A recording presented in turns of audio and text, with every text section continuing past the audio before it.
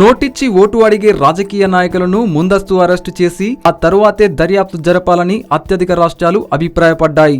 ఎన్నికల్లో అవినీతిని అరికట్టడంలో భాగంగా ఓటుకు నోటు సంస్కృతిని నియంత్రించాలన్న భారత ఎన్నికల సంఘం ఆలోచనలకు అస్సోం, గుజరాత్, హర్యానా, పంజాబ్, ఉత్తరప్రదేశ్ రాష్ట్రాలు తప్ప మిగతా అన్ని రాష్ట్రాలు ఈసీ ప్రతిపాదనకు ఆమోదం తెలిపాయి. ఇప్పటిదాకా ఎన్నికల్లో అవినీతికి పాల్పడినట్టు గట్టి రుజువు ఉంటేనే కేసు పెట్టి అరెస్టు చేసేవారు. అదే పోల్ అవినీతిని కేసు పెట్టదగిన నేరాల పరిధిలోకి తీసుకువచ్చినట్లయితే పోలీసులు వారెంట్ లేకుండానే అరెస్టులు చేయవచ్చు.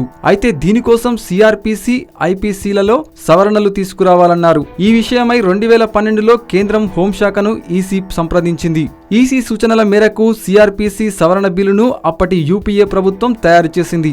మెజారిటీ రాష్ట్రాలు ఈసీ ప్రతిపాదనకు ఆమోదం తెలపడంతో జాతీయ ప్రధాన ఎన్నికల కమిషనర్ నజీం జైదీ కేంద్ర హోంమంత్రి రాజ్నాథ్ సింగ్ కి లేఖ రాశారు. సవరణ బిల్లు ఆమోదానికి సంబంధించిన ప్రక్రియను వెంటనే చేపట్టాలంటూ గత ఏడాది డిసెంబర్ 1న రాసిన లేఖలో కోరడం జరిగింది.